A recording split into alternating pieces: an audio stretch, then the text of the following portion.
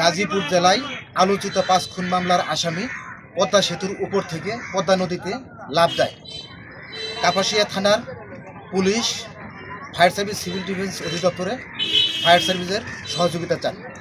সেই প্রেক্ষিতে Munshiganj fire service civil defence স্টেশনের একটি ডুবুরি টিম দেওয়া হয়। কাপাসিয়া থানার পুলিশ এবং ফায়ার সার্ভিসের ডুবুরি টিম যৌথ উদ্যোগে লৌহজং ঘোড়দৌড় বাজারের পদ্মা নদীর উপর থেকে ভাসমান অবস্থায় তাকে আমরা উদ্ধার করতে সক্ষম হই।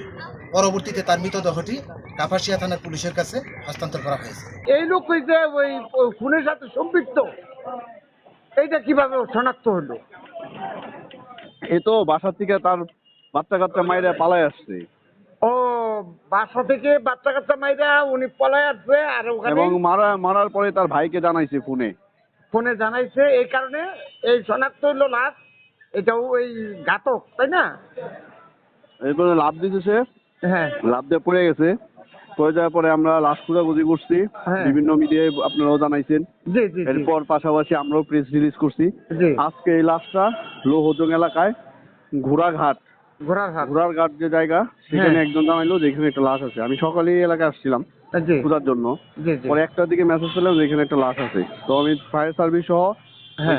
এখানে নৌ ফাঁড়ির ইনচার্জ, হ্যাঁ। উনি হলো মূলত জায়গার দায়িত্বে, জি জি। উনি সহ আমরা গেছি।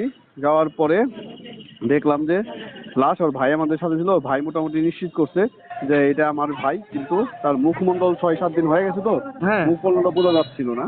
এই কারণে আমাদের ডিএনএ করা লাগতেছে আর কি। ডিএনএ করলে আমরা 100% নিশ্চিত হতে পারবো।